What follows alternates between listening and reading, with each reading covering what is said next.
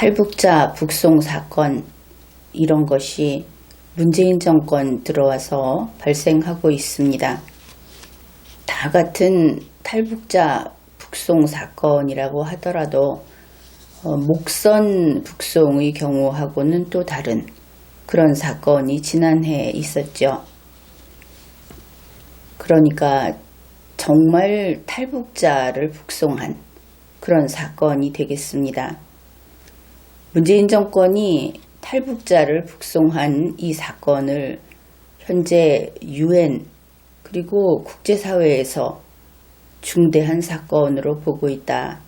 그것을 알 수 있습니다. 국내에서는 좀 현재로서는 잠잠한 그런 일이라고 할 텐데 국제사회는 들끓고 있다. 그런 것이죠. 먼저 사실관계를 살펴보기로 합시다. 이것은 지난해 11월에 있었던 일입니다. 그러니까 20대 남자 2명인데 북한 주민인 것이죠. 그들이 북한에서 2019년 8월 중순경에 출항을 했다고 합니다. 그들이 오징어잡이 배, 그 배의 선원으로 그렇게 출항을 했다. 그랬는데 어떻든 중간에 일들이 있었고 문재인 정권에서는 지난해 11월 2일에 동해상에서 그들을 납포합니다. 그리고 단 5일 만에 11월 7일에 판문점을 통해서 북측 김정은이에게 그들을 넘겨준 것이죠. 그런데 그때 당시에는 이것이 뉴스로 다루어지기는 했습니다. 묶여서 갔다는 등 그 사람들이 표정이 얼굴이 하얗게 질렸다는 등 혹은 쓰러진 그런 상황도 있었다. 이런 이야기들이 있었죠. 그 강제 송환을 했다 하는 겁니다. 그런데 그때 문재인 정부는 왜 그들을 보내는가 하는 데 대해서 그들이 범죄자라고 밝혔습니다. 그러니까 그때는 모르겠지만 이제 지금 근래에 와서 분명히 정리된 내용은 이렇습니다. 그들이 탔던 배의 선장이 가혹행위를 했다. 흔히 말하는 그 선상 폭력 이런 것이 되겠죠. 그래서 그런 일로 해서 선장을 살해했다는 것입니다. 그런 다음에는 범행을 은폐하기 위해서 동료 선원 10여 명도 살해했다. 이것이 지금까지 문재인 정부 측에서 나온 그런 설명입니다. 그런데 국제사회에서는 여기에 대해서 아직 입증된 바가 없다 하는 것을 분명히 하고 있습니다. 당시 2019년 11월 8일 미국의 소리 뉴스에 따르면 문재인 통일부에서 이렇게 밝혔다고 합니다. 그들은 흉악 범죄자로서 국제법상 난민으로 인정할 수도 없다고 판단을 했다. 그래서 추방하기로 결정했다. 그런데 문재인 정권의 이러한 행위가 현재 물론 그때부터 지금까지 계속해서 국제적으로 지탄을 받고 있습니다. 어떤 이야기들을 하는가? 그것은 법적인 문제고 그래서 우리가 좀 상세히 살펴볼 필요가 있습니다. 로버트 킹 전 국무부 북한 인권 특사의 주장입니다.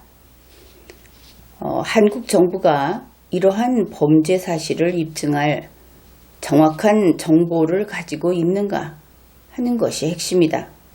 이 말은 문제 삼겠다 하는 것을 알 수 있죠. 그것을 가지고 있을 때만 무사할 수 있다. 그것을 알 수 있는 겁니다. 구체적으로 다음과 같이 이야기를 합니다.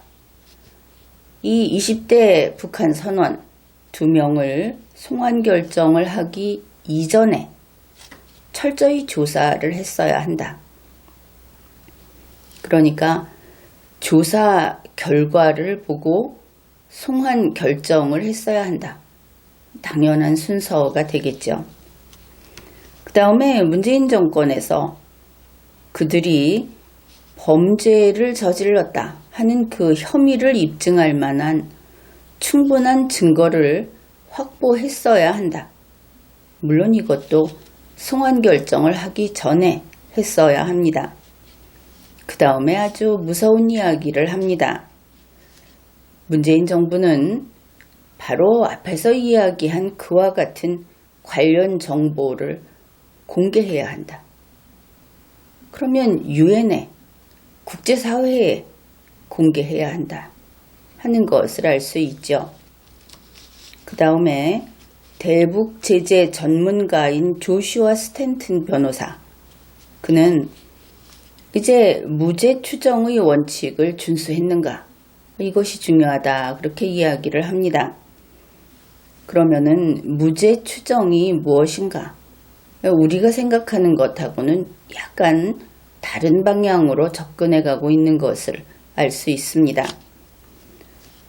유죄란 수사 당국의 말에 따라 결정되는 것이 아니다. 그것은 재판을 통해서 판명되는 것이다. 그렇다면 재판 받았는가? 뻔히 알면서 추궁을 하는 것이죠. 이것이 왜 중요한가 하면 나중에 2020년 들어서 문재인 정부가 여기에 대해서 해명을 합니다. 재판 받게 하지 못한 이유를 변명한다. 따라서 이 지적은 중요한 것이다. 그것을 알 수 있습니다. 당연히 재판 안 했죠. 그래서 이거 위반했다. 그것을 알 수 있습니다. 그 다음에 두 번째로 송환 결정에 이의를 제기할 기회가 그 두 사람, 강제 송환된 두 사람에게 주어졌어야 한다. 이것도 주어지지 않았죠. 그들이 가지 않겠다고 했다는 뉴스도 이미 나왔으니까. 네, 결국 이것을 보면 문재인 정권은 유죄다. 그것을 알 수 있죠. 그 다음에 스탠튼 변호사가 이제 이런 이야기를 합니다. 문재인 정권이 탈북자를 강제 송환한 이번 사건은 대단히 위험한 선례를 남겼다. 그러니까 확인되지도 않은 북한 김정은이 측의 일방적 주장에 따라서 탈북민을 강제로 북송할 가능성을 이제 열어놨다. 이런 아주 중요한 지적을 합니다. 그러니 국제사회가 이것을 두고 볼 수 없다. 그렇게 되겠죠. 이것은 인권의 문제다. 내정 간섭이 아니고 인권의 문제다 하는 겁니다. 바로 생명의 문제다. 미국 북한인권위원회의 그레그 스칼라티오 사무총장, 그는 또 이런 이야기도 합니다. 1953년 7월 27일 한국전쟁의 휴전협정을 체결한 이후 최초로 한국에서 탈북민에 대한 추방이 이루어졌다. 여기에 대해서 깊이 우려한다. 이런 식으로 국제사회에서는, 그리고 전문가들은 문재인 정권이 무엇을 했다 할 때마다 역사적인 잣대를 가지고 공격을 한다. 그것을 알 수 있습니다. 어떻게 이 70년의 무게를 이겨낼 것인가, 저렇게 주먹국으로 아무렇게나 일을 저질러서. 그래서 이번 사태가 참으로 심각한 그런 일이다 하는 것을 알 수 있죠. 그레그 스칼라티오 북한인권위원회 사무총장은 국내 우리나라의 헌법과 법률에도 정통해 있는 것처럼 보입니다. 그는 이렇게 이야기를 했습니다. 문재인 정권의 이번 추방 조치는 대한민국 헌법 제3조 및 국적법 제2조 위반이다. 여기에 대해서는 지난 리마연의 강의를 참조하면 되겠습니다. 어떻든 그는 다음과 같이 설명을 합니다. 대한민국 헌법 제3조에 대한민국의 영토는 한반도 전체와 그 부속 도서를 포함한다고 규정돼 있다. 그렇죠. 이것은 우리가 양보할 수 없는 우리의 영토의 범위입니다. 이제 이것을 인정하면서 한국의 국적법 제2조에 따라 모든 북한 주민이 대한민국 국적자로서 그렇게 간주될 수 있게 되어 있다. 그래서 이번 추방 조치는 대한민국 헌법에 대해서도 역시 이것을 명백히 위반한 것이고 헌법을 훼손한 행위라고 할 수 있다. 왜냐하면 정부니까 이런 이야기를 했습니다. 여기에 더해서 미국의 소리 뉴스는 그러면은 문재인 정권이 국제규약은 무엇을 위반했는가? 앞에는 대한민국 헌법과 법률 위반을 이야기했죠. 문재인 정권의 이번 추방 조치는 UN 고문 방지 협약 그리고 시민적 정치적 권리에 관한 국제규약 이것을 준수할 의무를 명백히 위반한 것이다. 이렇게 지적을 했습니다. 마이클 커비 전 UN 북한인권조사위원회 위원장, 여기를 COI라고 하죠. 그 위원장은 이렇게 이야기를 합니다. 한국에 도착한 북한 주민은 한국 국민이 될 수 있는 헌법적 권리를 보유한다. 그렇죠. 이것은 맞는 표현입니다. 그리고 어느 나라든 개인을 범죄 혐의를 이유로 다른 나라에 인도를 하려고 하면은 거기에 대한 법률이 있거나 그 양국 간의 협약을 맺었어야 한다. 그렇습니다. 이것도 그러한 어떤 근거가 없이 그냥 넘겨줄 수는 없는 것이죠. 이 조약과 같은 것, 이것은 잘 알려진 것이 범죄인 인도 조약 이렇게 되겠죠. 그런데 알다시피 김정은 집단은 우리 헌법과 법률을 토대로 할 때 국가가 아닙니다. 남북 교류를 하더라도 국가로서 상대를 국가로서 하는 것이 아니죠. 그래서 지금 그 김정은 집단이라고 하는 것은 심지어 중국이나 일본이나 이런 데하고는 그 법적 지위가 아예 다르다. 그런 것이고 따라서 그들에 대해서 이런 법률이 있지도 않고 또 북측과 범죄인 인도조약을 체결하고 있지도 않습니다. 그러니까 그들을 넘겨줄 법적인 근거가 전혀 없다. 그것을 알 수 있죠. 그러면서 그 COI 위원장 그는 문재인 정부가 추방한 그 20대의 두 사람, 그 사람들이 범죄자다 하는 주장은 성명 발표조차 가짜로 하는 것으로 악명이 높은 북측의 주장일 뿐이다. 그들이 범죄자라는 것까지도 입증이 없는 한 인정하지 않는 것이 국제사회의 태도다 하는 것을 알 수 있죠. 그리고 2019년 11월 13일 국제인권단체 휴먼 라이츠 워치 거기에서 보도자료를 발표했습니다. 한국 정부는 그 20대 남성 두 사람을 강제 송환했다. 이것은 국제법을 위반한 것이다. 이렇게 사실상 국제사회에 대고 고발을 당한 그런 상태라고 하겠습니다. 2019년 11월 14일에 앰네스티 인터내셔널 한국 지부에서는 또 이렇게 말을 했습니다. 한국 당국이, 그러니까 문재인 정권이 난민 심사 자격을 받을 북한 어부들의 권리를 즉각적으로 부인했다. 아예 그런 기회도 주지 않았다. 그런 것이죠. 난민들을 박해가 우려되는 지역으로 송환해서는 안 된다 하는 강제 송환 금지 원칙도 위반했다. 그러면 인권하는 문재인 정권이 물론 이제 지금은 인권하고 담쌓고 있는 것 같기는 하지만 국제사회에서 지금 어떻게 보고 있느냐. 인권을 침해하는 그것도 모든 지금 내세우고 있는 국제조약들, 협약들, 심지어 우리나라의 헌법과 법률 이것까지 다 마구 위반하는 그런 세력이다. 이것이 지금 국제사회에서 널리 알려져 있고 그래서 그들이 문재인 정권을 향해서 비판을 하고 있다. 그것을 알 수 있죠.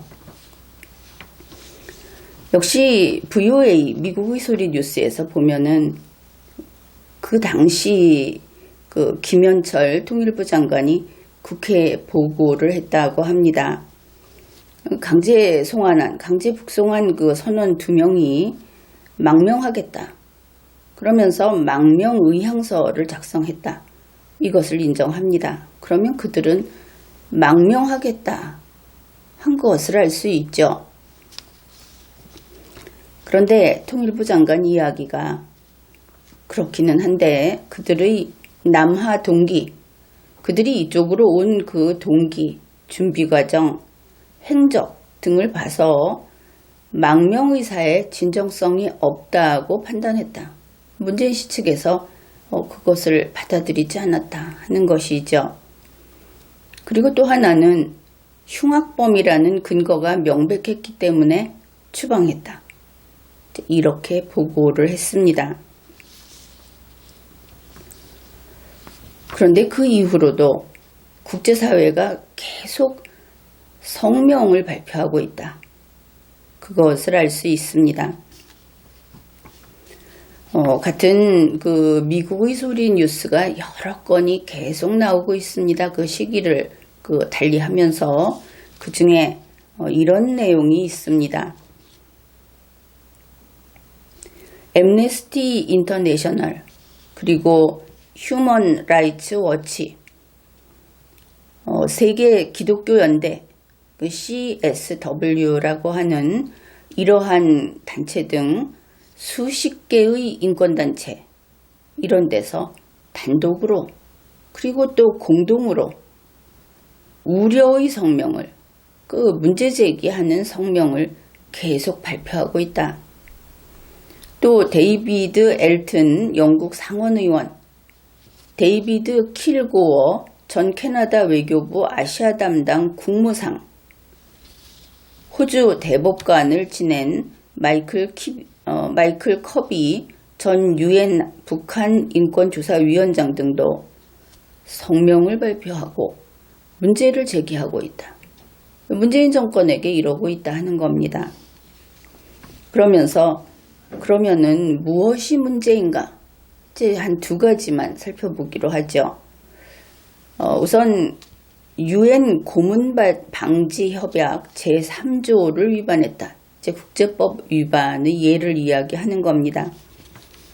유의할 것은 이 유엔 고문 방지 협약이라고 하는 것은 그 해당 당사자가 범죄자이든 아니든 고문을 받을 수 있는 나라, 그 지역으로 보내면 안 된다 하는 절대적 금지입니다. 그런데 이것을 위반했다 하는 것이죠. 그 다음에 앞에서도 이야기했듯이 대한민국 헌법 제3조를 위반했다. 이렇게 이야기를 하고 있고, 그 다음에 이제 다음의 내용은 좀 상세히 다뤄보기로 하죠. 대한민국 대법원과 헌법재판소는 대한민국의 영토를 한반도와 그 부속 도서로 규정하고 있는 대한민국 헌법 제3조에 따라서 탈북민을 한국 국민으로 판단해 왔다. 왜냐하면 이제 그들이 와서 하나원에 들어간다든지 혹은 또 이쪽에서 국민으로서 그 신분을 획득하고 어떤 증서를 받는다든지 하는 것은 이것은 사후적인 거다. 그렇게 이야기를 합니다. 그러니까 대한민국 땅에서 출생을 했는데 주민등록 번호조차 안 나왔다 하더라도 그 사람은 나중에 절차만 밟으면 대한민국 국민이 되는 것이죠. 바로 이 절차상의 문제만 있는 것이지 본질적인 그 권리 발생 요건은 다 갖춘 것으로 보는 것이 바로 이 헌법 제3조에 따른 거기에 근거한 국민의 권리, 국민의 자격 이렇게 되는 겁니다. 그래서 이들은 이렇게 주장을 합니다. 따라서 북한 선원 두 사람도 북송을 할 것이 아니고 그 대신에 대한민국의 사법 절차에 따라서 기소하고 재판하고 판결했어야만 하는 것이다. 이것이 이제 아주 중요한 절차적인 흠결이라고 보는 것이죠. 하지만 사법부가 아닌 한국 정부가, 문재인 정부가 그들이 범죄를 저질렀는지 여부, 그리고 그들이 망명을 하려는 의사가 참인지 아닌지 이것을 독단적으로 판단했다. 그리고 독단적으로 판단을 해서 북송을 시켜버렸다. 그 결과 그 두 사람은 대한민국 법원의 공정한 재판을 받을 권리를 박탈당했다. 이제 국내 그 권력 분립의 원리를 깨뜨린 이것은 그 정부의 쿠데타 정도로 볼 수 있고 헌정질서 문란 행위로 볼 수 있는 그런 행위를 했다. 이제 이런 지적을 하고 나오는 겁니다. 문재인 씨가 종종 쓰는 아주 엄중한 상황이다. 그것을 알 수 있죠. 그리고 2019년 11월 22일에 UN 북한 인권보고관 그가 문재인 정부가 북한 어부 2명을 강제 송환한 조치에 대해서 문제를 제기하겠다.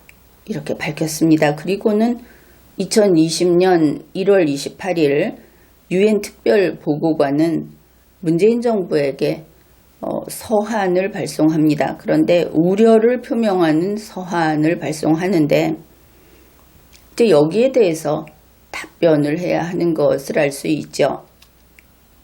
또 그 내용에서 해당 송환 결정이 어떤 법적 근거를 가지고 있는지 거기에 대해서 문제를 제기했다 하는 것을 알 수 있는데 이미 보았듯이 법적 근거는 찾기 어려운 상황이다. 그렇습니다. 그런데 이번에 이 유엔에서 보낸 서한, 문재인 정권에게 보낸 서한에는 4사람이 서명을 했다고 합니다. 어떤 사람들이 했는지 살펴보기로 합시다. 먼저 토마스 오헤아 퀸타나라고 하는 사람인데 그 사람이 이제 UN 북한 인권 특별 보고관 이랬죠. 그 다음에 두 번째 사람은 루치아노 하잔. 그런데 이제 그의 직책이 UN 강제적 비자발적 실종 실무그룹 대표 보고관. 어떻게 보고 있는지 그 색깔이 보이죠. 그 다음에 에그니스 켈러머드 UN의 초법적 약식 자의적 처형 특별 보고관.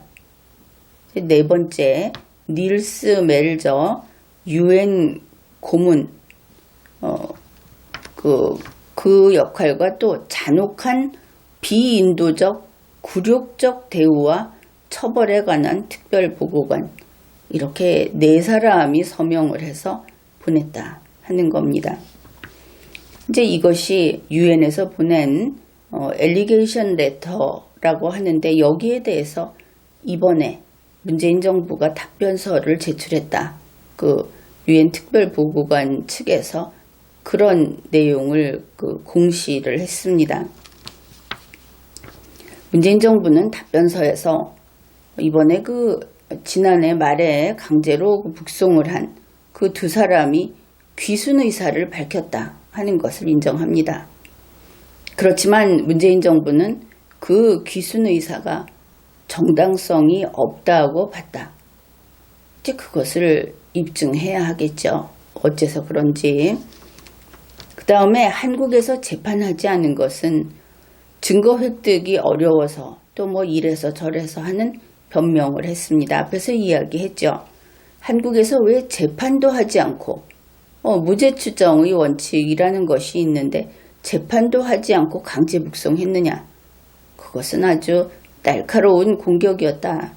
이렇게 해명을 해야 했기 때문에. 그런데 그 해명은 받아들여지기도 어려울 것이고 또 여기에서 우리가 새로운 사실을 알 수 있죠.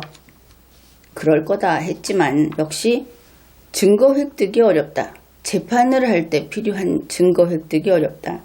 그럼 결과적으로 범죄의 증명도 없이 북송을 한 거다. 그것을 알 수 있죠.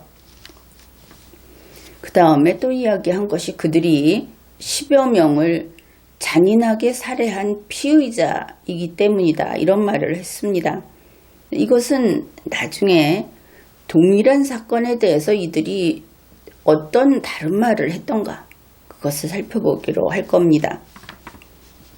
그런데 이 답변서를 받은 유엔 측에서는 이런 이야기를 합니다. 곧 이 문재인 정권의 강제 북송 이것과 관련해서 그 유엔 측의 우려를 공개 표명할 수 있을 것이다. 아마도 뭔가 준비하고 있다. 그것을 알 수 있죠.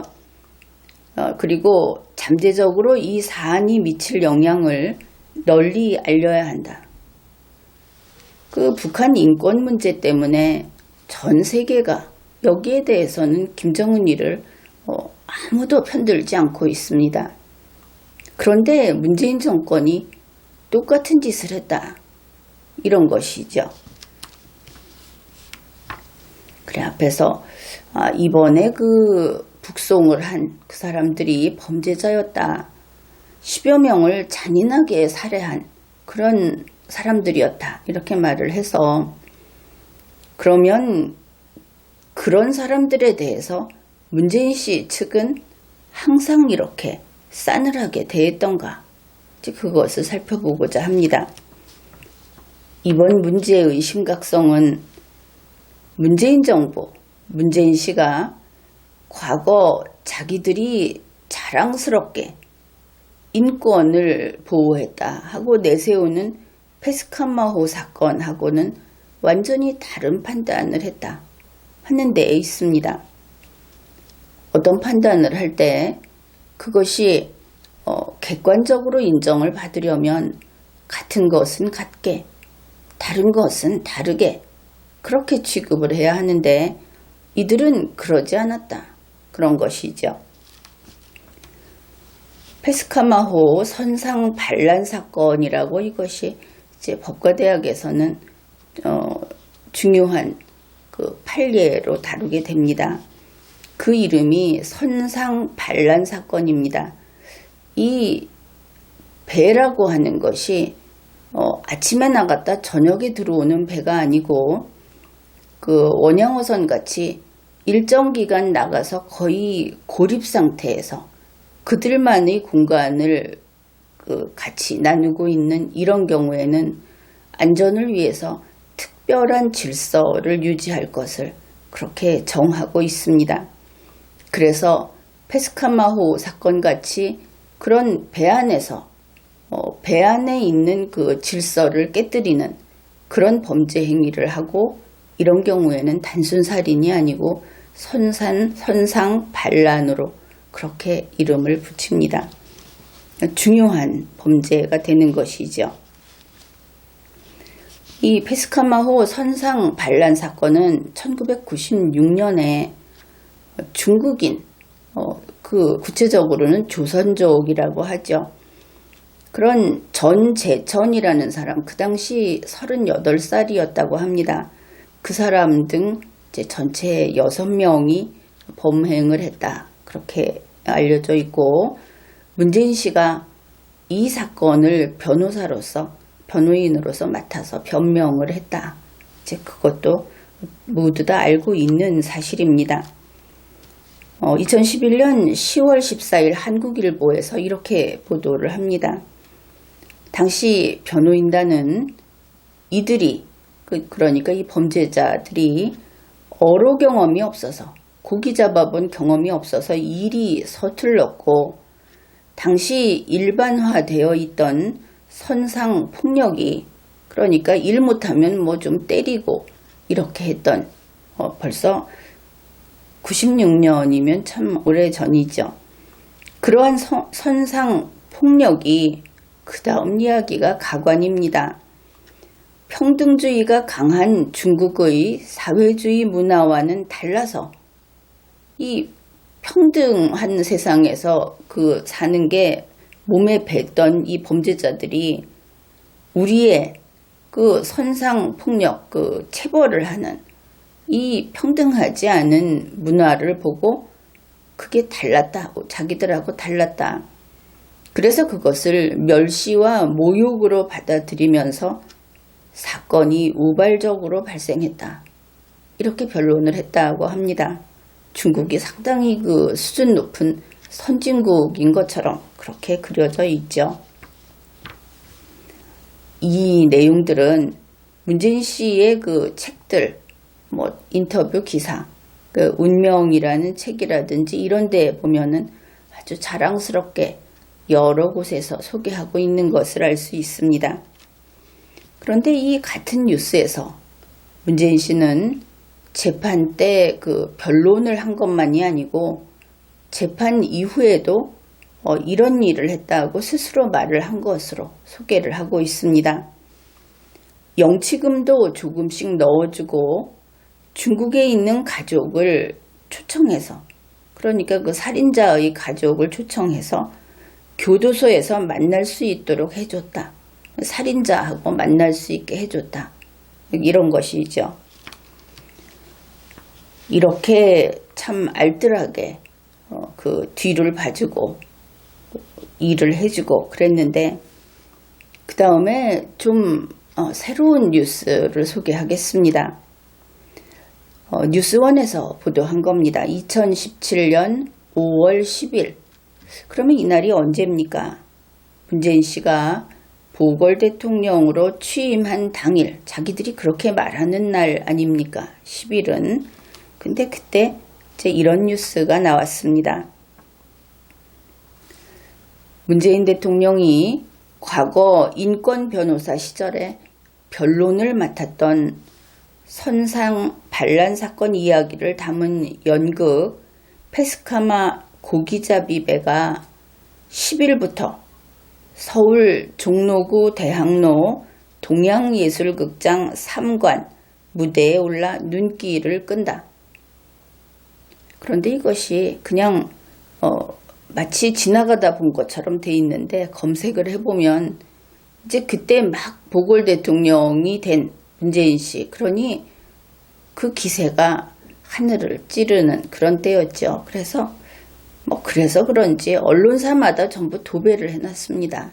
이거 연극한다 이러면서. 그런데 이게 뭡니까? 결국 중국인 아주 잔인한 끔찍한 선상 반란을 저지른 사람을 10여 명 죽인 그 살인자를 편들었던 경력, 그냥 변호사로서 변호만 한 것이 아니다. 그런 변호사가 영치금도 주고 중국에서 가족을 불러다가 만나게 해주고 이렇게 합니까? 어떻든 그런 경력이 2017년 5월 10일 문재인 씨의 가장 빛나는 훈장이었던 것인가? 이런 생각을 하게 되죠.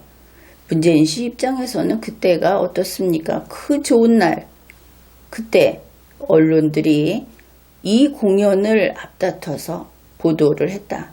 문재인 씨 이렇게 훌륭한 사람이다. 살인자들을 보호했다. 중국인 살인자들을. 좀 특이하죠.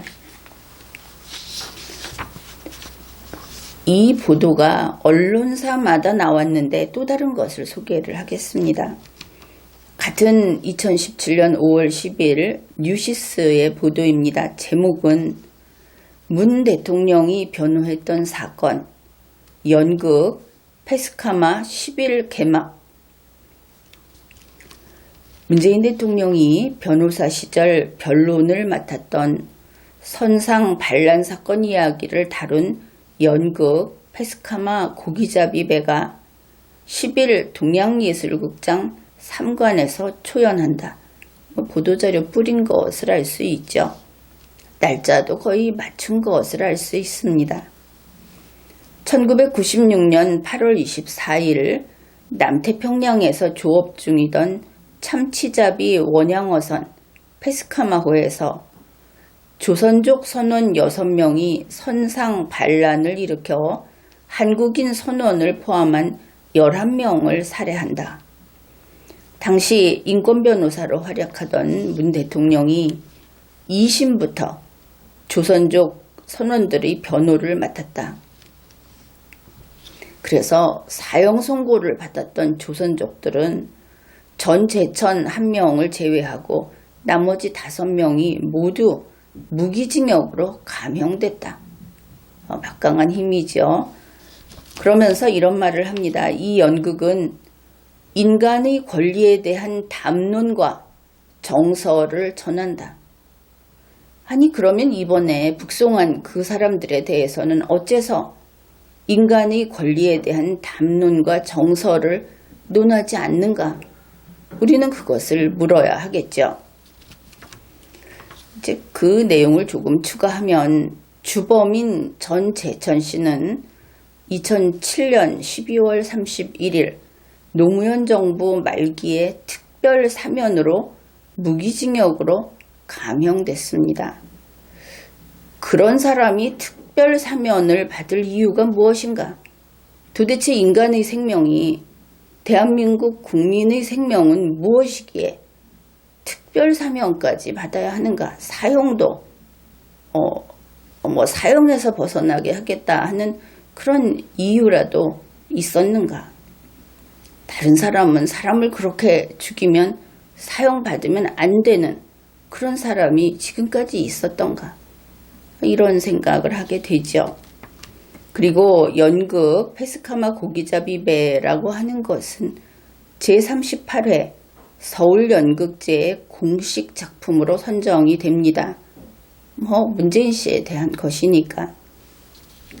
그런데 그 작품이, 그 연극이 드림시어터 컴퍼니가 제작을 했고 그 작품은 임선빈이라는 사람의 작품인데 이 사람이 작가 겸 연출가였다고 합니다. 이렇게 연극까지 하면서 홍보를 했던, 자랑을 했던 패스카마호 사건, 그것이죠. 그러면 패스카마호 선상 반란 사건하고 이번에 강제 북송을 한 어부 2사람 사건, 이것은 동일하게 선장의 가혹행위 때문에 촉발이 된 거다. 이렇게 당사자들이 주장을 하죠. 그것은 똑같습니다. 그리고 결과적으로 사람을 10수명 살해했습니다.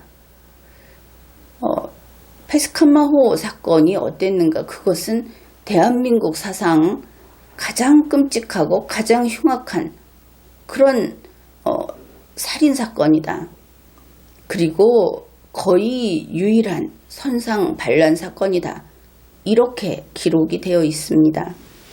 거기에 대해서 당시 사건을 담당했던 형사계장은 이런 이야기를 합니다. 30년 넘게 경찰 생활을 해온 입장에서 그 같은 끔찍한 사건은 보지 못했고 또 그런 것은 봐서는 안 된다. 이런 이야기를 할 정도의 엄청난 잔혹한 사건이었다 하는 것이죠.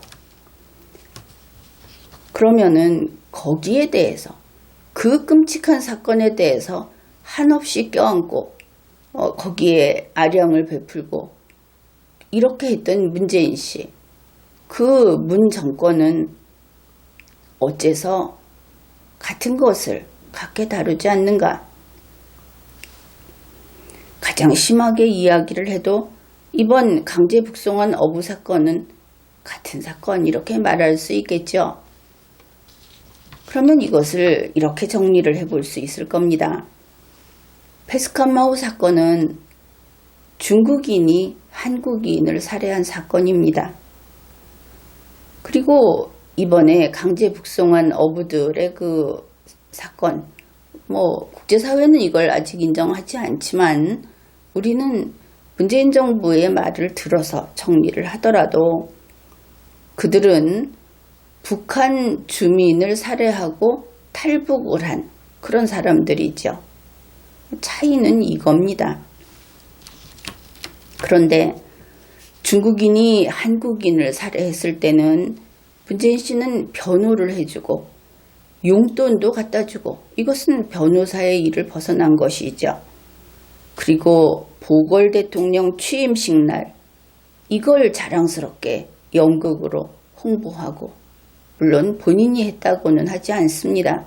그러나 이심전심이었을 거다. 이렇게 보는 것이죠. 거기에 비해서 북한 주민을 살해하고 탈북한 그들은 탈북자로 인정하지 않았습니다. 망명도 인정하지 않았습니다. 심지어 통일부 장관은 그런 흉악한 범죄자들은 고문방지협약의 보호 대상도 될 수 없다. 이런 아주 특이한 주장을 합니다. 물론 국제사회에서는 이 협약의 보호 대상은 범죄자가 아닌 자를 가리지 않는다. 이렇게 분명히 밝혔죠. 그리고는 여기서 재판도 안 하고 묶어서 북송해 버린 겁니다. 역시 같은 것을 같게 다루지 않았다. 그러면 문제가 있다. 우리가 그렇게 판단을 해야 하겠죠. 지금까지 국제사회의 움직임을 보게 되면 문재인 정권은 인권에 관한 범죄 집단으로서 지금 비판을 받고 있다. 그 목소리가 점점 커지고 있다. 그것을 알 수 있습니다. 지켜봐야 하겠죠. 그리고 이것이 그들의 본 모습인가? 그들은 인권이라는 말을 입에 올려서는 안 된다. 우리 국민은 이런 비판을 해야 하겠습니다. 지금까지 리걸마인드 연구소였습니다.